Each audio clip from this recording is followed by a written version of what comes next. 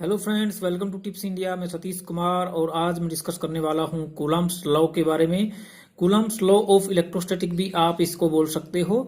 इस लॉ से हमेशा हर एक एग्जाम एक या दो क्वेश्चन जरूर देखने को मिलते हैं और मैं कहूं कि आगे आने वाली यूनिट में भी जितनी भी यूनिट आने वाली हैं उनमें भी हम इसका यूज कहीं ना कहीं लेते हैं। तो एक इम्पोर्टेंट टॉपिक है और आप ये समझ सकते हो कि 12th क्लास की स्टार्टिंग इस टॉपिक से ही होती है। तो इस टॉपिक को बड़े ध्यान से पढ़ने वाले हैं। सबसे पहले हम 4-5 मिनट इसकी थ्योरी पढ़ेंगे और उसके बाद में हम अच्छे खासे क्वेश्चन हम करने वाले हैं और क्वेश्चन का लेवल भी अच्छा खासा होगा। तो चलिए स्टार्ट करते हैं कूलम्ब्स लॉ के बारे में। तो सबसे पहले इसकी डेफिनेशन आप लिख लो कि Coulomb's law is used to find electric force between two charges. Electric force between two charges, और वो जो चार्ज होते हैं वो चार्ज आपका पॉइंट चार्ज भी हो सकते हैं, पॉइंट चार्ज भी हो सकते हैं और वो चार्ज आपके एक्सटेंडेड चार्ज भी हो सकते हैं, एक्सटेंडेड चार्ज भी हो सकते हैं। तो हम बात करेंगे सबसे पहले पॉइंट चार्ज के बारे में।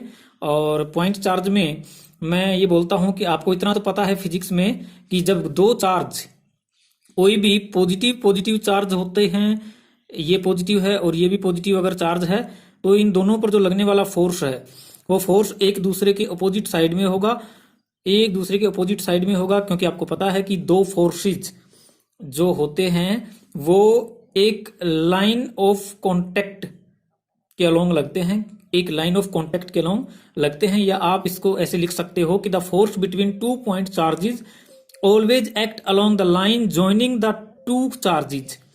ठीक है, अगर आपको मैं नेगेटिव नेगेटिव चार्ज दे दूं दोनों साइड, तो भी फोर्स की जो डायरेक्शन होगी वो उसी साइड होगी, ऑपोजिट साइड में।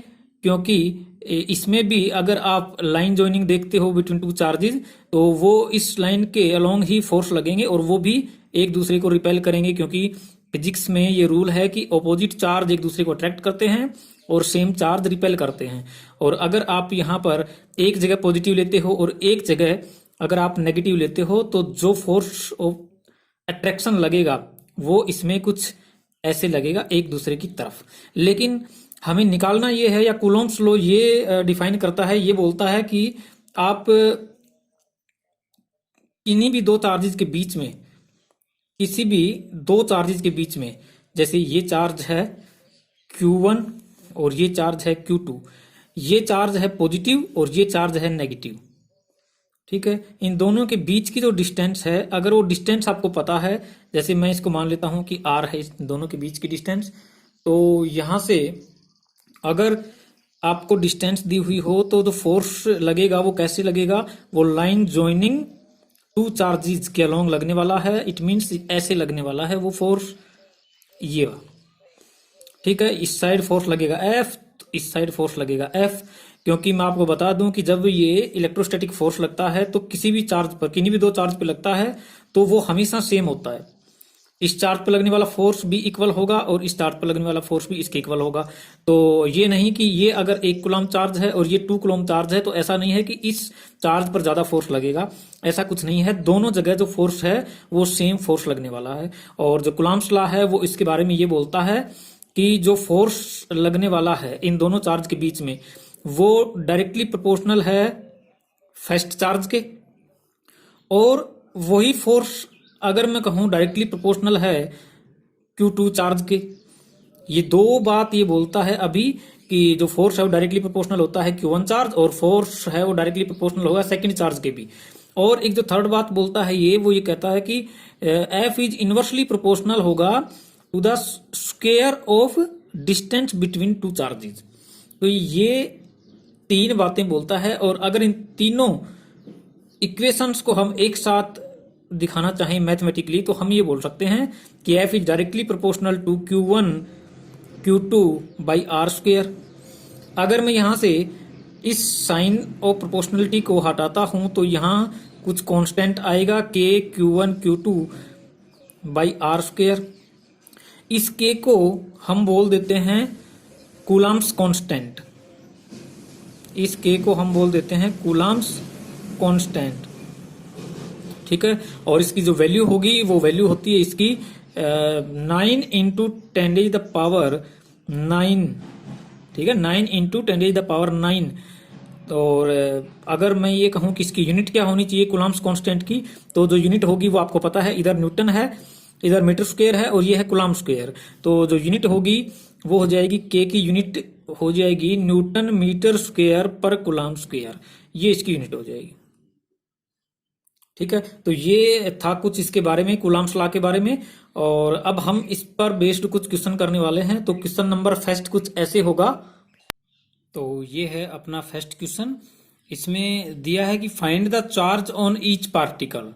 और ये जो आपके दो पार्टिकल हैं, पहला और दूसरा पार्टिकल, इन पर चार्ज है वो दोनों पर क्यू है। ठीक है, इन दोनों के बीच का जो एंगल है वो है 10 डिग्री। और ये जो स्ट्रिंग है, जिस स्ट्रिंग से ये लटके हुए हैं दोनों चार्ज, इस स्ट्रिंग की जो लेंथ है वो है 0.15 मीटर, और जो मास है इन पार्टिकल्स का वो है 3 इंटू 10⁻⁻² kg। तो हमें पता करना है कि इन दोनों पार्टिकल्स पर जो चार्ज है Q, उसकी वैल्यू क्या है। तो यहां से हम इसका कुछ FVD बना सकते हैं। पहला पार्टिकल ये है और दूसरा पार्टिकल ये है। ठीक है, इन दोनों के अगर बिल्कुल बीच की डिस्टेंस में पता करूं तो मैं इसका आंसर निकाल सकता हूं। इसका मतलब मुझे इस R की वैल्यू पता होनी चाहिए, फिर मैं इस क्वेश्चन का आंसर निकाल सकता हूं। तो यहां से देखना कि अगर मैं ये कहूं कि ये जब टोटल एंगल 10 डिग्री है तो ये एंगल कितना हो गया दोनों के बीच का, बिल्कुल तो ये 5 डिग्री हो गया, और ये भी हो गया 5 डिग्री एंगल।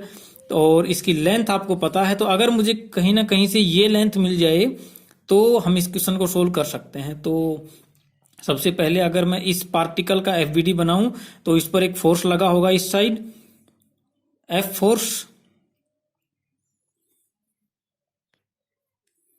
और इस पर ऊपर की तरफ अगर मैं ये मानता हूं कि इस साइड अगर इसमें टेंशन है T इस स्ट्रिंग में, तो यहां से इसके कंपोनेंट करता हूं तो ये हो गया आपका, क्योंकि ये एंगल 5 डिग्री है तो ये एंगल भी 5 डिग्री का हो गया।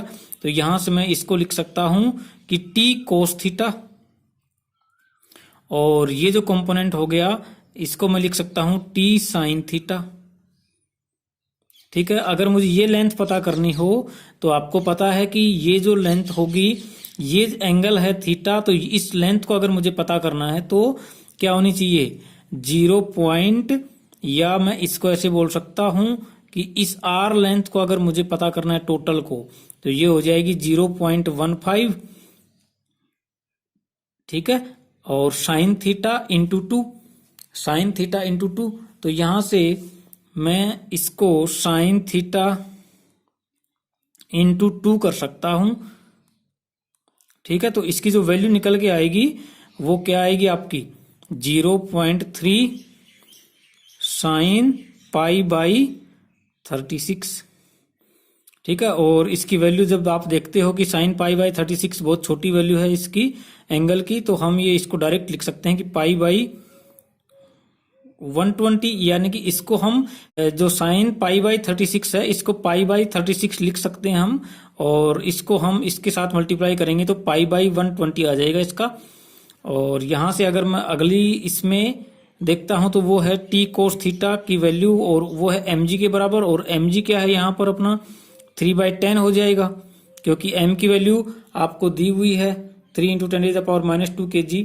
तो यहां से m की वैल्यू आपको 3/10, और अगर T साइन थीटा की वैल्यू मुझे देखनी हो तो वो क्या हो जाएगी F के इक्वल है, क्योंकि T साइन थीटा ये जो फोर्स है इस साइड, वो फोर्स इसके इक्वल है। तो F की वैल्यू क्या है अपने पास, वो है K Q1Q2/R², और यहां से इसकी वैल्यू आपके पास आ जाएगी 9 इंटू 10⁻9 इंटू Q² R² क्या होता है π²/120 का स्क्वायर। ठीक है, अब मैं यहां से इस T साइन थीटा को डिवाइड करता हूं T कोस थीटा से, तो इसकी वैल्यू कितनी आनी चाहिए, ये आ जाएगी आपकी T टेन थीटा। ये वैल्यू आ जाएगी आपकी, तो ये वैल्यू आपकी आएगी यहां से टेन थीटा या 10 पाई बाई 36 आप लिख सकते हो, 10 pi by 36 is equal to 9 into 10⁻9 into Q² into 120 का स्क्वायर इंटू 10 और डिवाइड बाई हो जाएगा पाई स्क्वायर इंटू 3। ठीक है, और यहां से पाई बाई 6 यानी कि 10 पाई बाई 36 को हम पाई बाई 36 लिख सकते हैं। तो यहां से ये जो क्यू है, इस क्यू की वैल्यू आएगी, मैं आपको कैलकुलेट करके डायरेक्ट बता देता हूं। तो वो वैल्यू आएगी आपकी root pi cube by 10⁻12 into 144 into 108। ठीक, तो ये आपका आंसर है इस क्वेश्चन का। तो ये है अपना second question. Two particle each having a mass of 5 gram and charge 10⁻⁻7 coulomb stays in limiting equilibrium on a horizontal surface with a separation of 10 centimeter between them. Find the coefficient of friction between each particle and table. तो यहां से मैं आपको बता दूं कि जो limiting equilibrium में अगर कोई पार्टिकल होते हैं तो इसका मतलब यह है कि ऑपोजिट साइड में फ्रिक्शन फोर्स लगा हुआ है। तो यहां से अगर मैं लिमिटिंग फ्रिक्शन की बात करूं, ठीक है, लिमिटिंग फ्रिक्शन, तो वो हो जाएगा आपका, या आप इसको ऐसे भी शो कर सकते हो लिमिटिंग फ्रिक्शन को ऐसे, और ये होता है आपका म्यू इंटू एन। ठीक है, और एन की वैल्यू आपको पता है, या नॉर्मल रिएक्शन की वैल्यू क्या होती है, एमजी के इक्वल होती है। तो यहां से ये बात आपको ध्यान में रखनी है, और क्वेश्चन अभी हम सोल्व करते हैं। तो यहां से हमें पता है कि किसी टेबल के ऊपर 2 पार्टिकल रखे हैं और ये पार्टिकल लिमिटिंग इक्विलिब्रियम में है। इट मीन्स अगर इन पे चार्ज है वो इस पर क्यू है मान लेते हैं, इस पर भी क्यू है, मास एम है, इसका भी मास एम है, और इनके जो बीच की डिस्टेंस है वो डिस्टेंस आपको पता है 10 सेंटीमीटर है। तो लिमिटिंग इक्विलिब्रियम में होने की वजह से हम ये बोल सकते हैं कि अगर इस पर एक फोर्स इस साइड लगा है तो इस पर भी कोई फोर्स लगा होगा एफ। ठीक है, लेकिन इसके ऑपोजिट साइड में, इस पार्टिकल के ऑपोजिट साइड में कोई फ्रिक्शन फोर्स भी लगा होगा, क्योंकि लिमिटिंग इक्विलिब्रियम में है। तो इसका एफवीडी बनाएंगे तो नीचे की तरफ कौन सा फोर्स लगेगा, एमजी, और ऊपर की तरफ लगेगा इसमें नॉर्मल रिएक्शन एन। तो यहां से हम इसको सोल्व कर सकते हैं, या हमें पता है कि जो फोर्स है, ये जो फोर्स है इसकी वैल्यू हमें पता होता है क्या है, के Q1 Q2 by R square.